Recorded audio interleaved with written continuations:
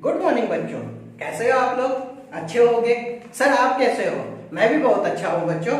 तो बच्चों, पिछले क्लास में हम लोगों ने इनकम और एक्सपेंडिचर अकाउंट के बारे में पढ़ा था, सीखा भी था। साथ ही साथ सब्सक्रिप्शन और सैलरी के बारे में भी पढ़ा था और सीखा भी था। जिन लोगों ने अभी तक मेरे पिछले वीडियो को नहीं देखे हैं, उन सभी से रिक्वेस्ट है कि वो हमारा पिछला वीडियो जरूर देखें। तो सर आज आप क्या करवाने वाले हो? बच्चों आज हम कुछ क्वेश्चन करवाने वाले हैं। किससे रिलेटेड? इनकम और एक्सपेंडिचर से रिलेटेड। हाँ, तो कौन सा क्वेश्चन करवाएगा सर? बच्चों आज हम क्वेश्चन नंबर 30 करवाने जाएंगे। किस बुक का है? ये बुक है आपका एसकेसी का। ये बुक है आपका क्या है? एसकेसी का, बिहार बोर्ड के एसकेसी का ये बुक है। क्वेश्चन नंबर कितना करवाने जाएंगे? क्वेश्चन नंबर 30 करवाने जाएंगे। क्वेश्चन क्या है सर? क्वेश्चन में पढ़ने जा रहा हूं। कहता है from the following receipt and payment account of free medical society.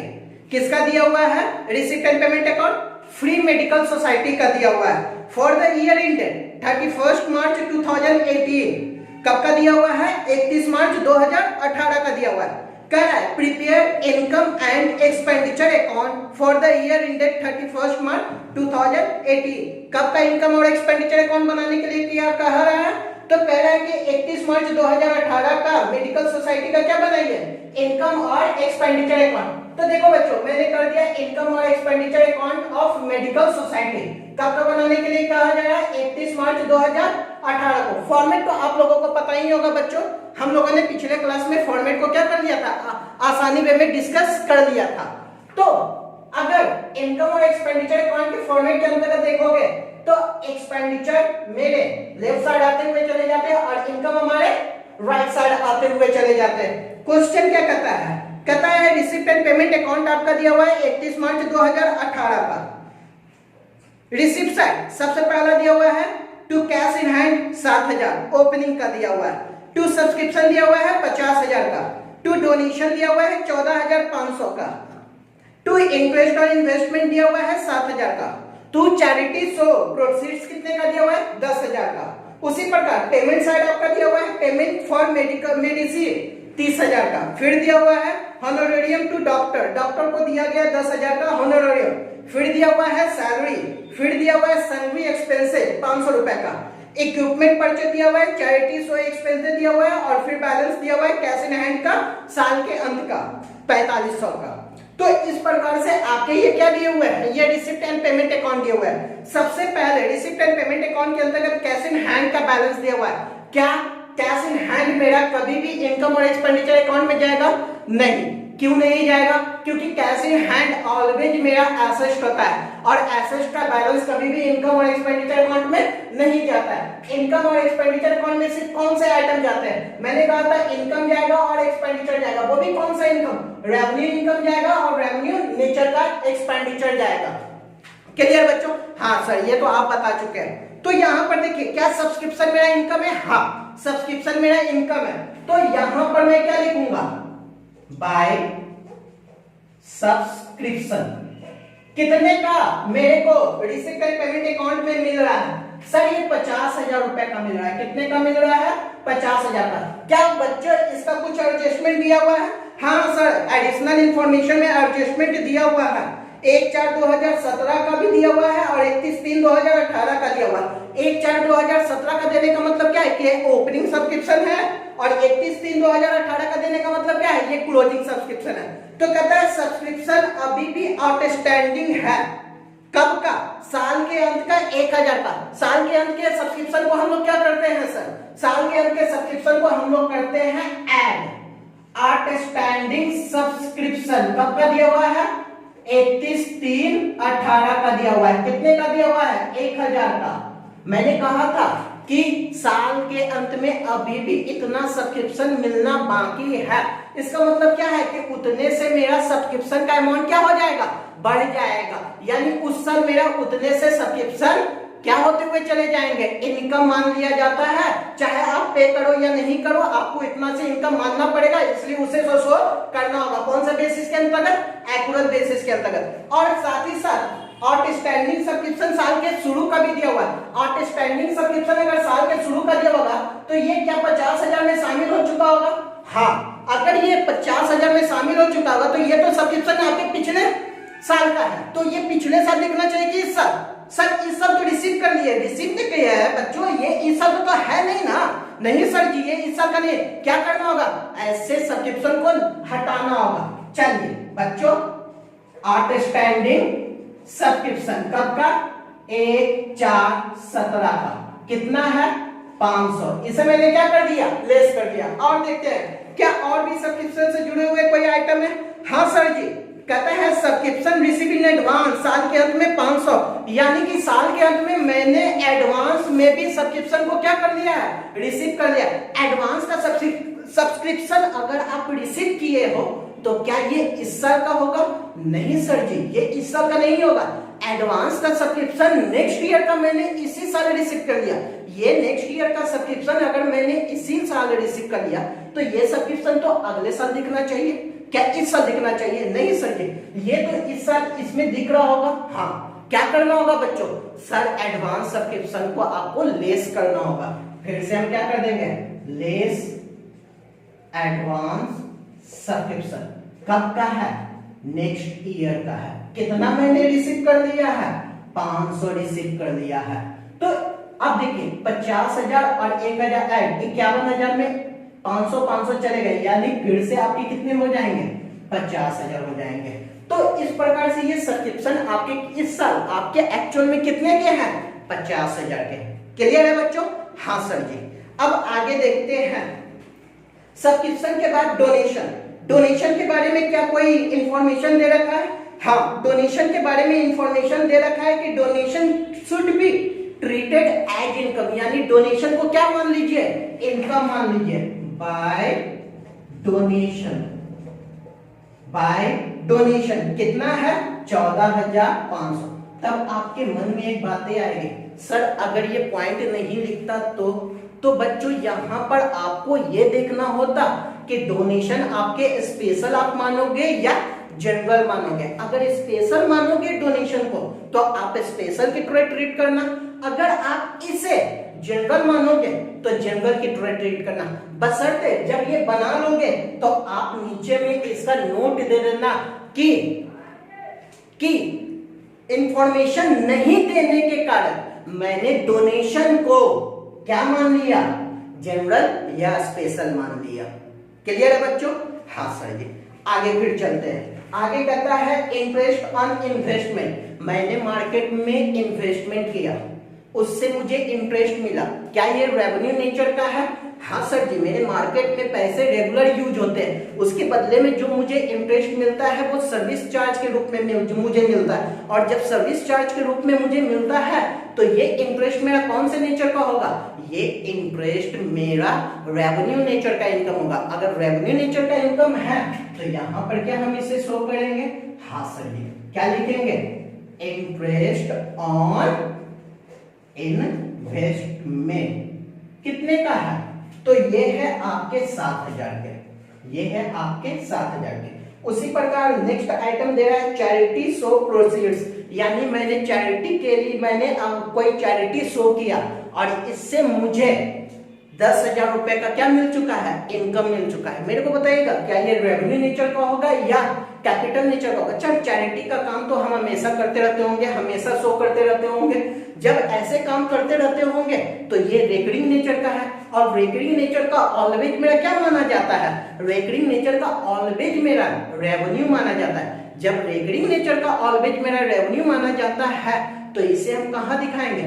इसे हम इनकम साइड दिखाएंगे। तो by charity show proceeds, charity show proceeds कितने के हैं? 10,000 के हैं। कितने के हैं? 10,000 के हैं। तो इस प्रकार से देखा जाए तो रिसिप्ट के सारे आइटम हमारे क्या हो जाते हैं? कंप्लीट हो जाते हैं। और मैंने उसे इनकम साइड सारे के सारे क्या कर दिए? नोट डाउन कर दिया। अब मैं किसके बारे में देखूंगा? Expenditure side. एक्सपेंडिचर आपके रिसिप्ट एंड पेमेंट अकाउंट के किसकी साइड दिखेंगे? पेमेंट साइड दिखेंगे। तो अब पेमेंट साइड को देखेंगे। पेमेंट साइड के अंतर्गत कहता है पहला पेमेंट फॉर मेडिसिन, यानी मेडिसिन के लिए मैंने कितने का पेमेंट किया है? 30,000 का। और साथ ही साथ इंफॉर्मेशन के अंतर्गत अगर देखोगे तो कहता है कि स्टॉक ऑफ मेडिसिन भी है, आपके ओपनिंग भी है और आपके क्लोजिंग भी है। आपके ओपनिंग भी मेडिसिन के स्टॉक है और क्लोजिंग भी है। अगर कोई ऐसा गुड्स जो कंज्यूमेबल गुड्स होते हैं जिसे कंज्यूम किया जाता है, तो वैसे गुड्स का ऑलवेज मटेरियल कंज्यूम निकाला जाता है। मटेरियल कंज्यूम यानी ड्यूरिंग द ईयर में एक्चुअल में मेरा खपत कितने का हुआ है, क्योंकि खरीदे तो मैंने 30,000 का, उसमें से साल के अंत में मेरा 15,000 रुपए का अभी भी बचा हुआ है और साल के शुरू का 10,000 मैंने यूज कर लिया, तो क्या मेरा टोटल का टोटल 30,000 क्या पेमेंट के अंतर्गत गया होगा? नहीं सर जी, इसमें तो मटेरियल कंज्यूम आ गया होगा, यानी कितने का मैंने कंज्यूम किया है। तो उस सिचुएशन के अंतर्गत आप लोगों ने 11 में पढ़ा था कि मटेरियल कंज्यूम कैसे निकाला जाता है, to opening stock of medicine. कितने का ओपनिंग स्टॉक है मेडिसिन का? 10,000 का। इसमें क्या कर देते हैं, इसमें ऐड कर देते हैं परचेज ऑफ मेडिसिन। मैंने साल में कितने का परचेज किया, मैंने पेमेंट किया है मेडिसिन के लिए 30,000 का, यानी टोटल मेरे पास कितने के हो गए? 40,000 के हो गए, जिसमें से मेरे पास अभी भी क्लोजिंग स्टॉक बचा हुआ है। किसका? मेडिसिन का। कितने का क्लोजिंग स्टॉक बचा हुआ है? 15,000 का। तो एक्चुअल में मेडिसिन कंज्यूम कितने का हुआ? एक्चुअल में मेडिसिन कंज्यूम मेरा 25,000 का हुआ। मेडिसिन कंज्यूम मेरा कितने का हुआ? 25,000 का हुआ। उसी प्रकार सेकंड आपके हैं हॉनोरोरियम टू डॉक्टर। क्या ये मेरा रेवेन्यू नेचर का एक्सपेंडिचर है? हाँ सर जी, ये मेरा रेवेन्यू नेचर का एक्सपेंडिचर है। टू हॉनोरेरियम टू डॉक्टर कितने का है? ये है मेरा 10,000 का। ये है मेरा कितने का? 10,000 का है। फिर आगे करता है मैंने सैलरी पेड किया है। कितने का सैलरी पेड किया है? 27,500 का। ये भी तो मेरा रेवेन्यू नेचर का एक्सपेंडिचर है। हाँ, सैलरी में कुछ एडजस्टमेंट भी है। कहता है कि साल के अंत का सैलरी अभी भी 2,500 रुपए का बकाया, यानी मैंने टोटल कितने का पेमेंट किया? 27,500 का पेमेंट किया है और 2,500 का और पेमेंट करना बाकी, यानी टोटल मेरे सैलरी होने कितने चाहिए थे? टोटल मेरे सैलरी होने चाहिए थे आपके 27,500 और प्लस 2,500, यानी टोटल होने चाहिए थे 30,000 के। लेकिन आपने मात्र कितना शो कर रखा है? मात्र 27,500। क्या इनकम एक्सपेंडिचर में 27,500 जाएगा? नहीं सर जी, एक्चुअल बेसिस का है, जिसको आपने पेमेंट नहीं किया फिर भी उसको शो करना होगा। तो मैं सैलरी को भी क्या करूंगा? शो करूंगा। 27,500 एड आउटस्टैंडिंग सैलरी कितने के हैं? आउटस्टैंडिंग सैलरी 2,500 के। आउटस्टैंडिंग सैलरी कब के हैं? 31/3/18, यानी साल के अंत का। टोटल कितने हो जाएंगे? टोटल हो जाएंगे आपके 30,000 के टोटल। अब जो बच्चों नेक्स्ट आइटम है आपका सन्ड्री एक्सपेंसेस। सन्ड्री एक्सपेंसेस कितने के हैं? 500 के। क्या ये आपके रेवेन्यू नेचर के एक्सपेंसेस है? हाँ सर जी, ये रेवेन्यू नेचर के एक्सपेंडिचर है। क्या इसे इनकम और एक्सपेंडिचर के एक्सपेंडिचर साइड दिखाया जाएगा? हाँ सर जी।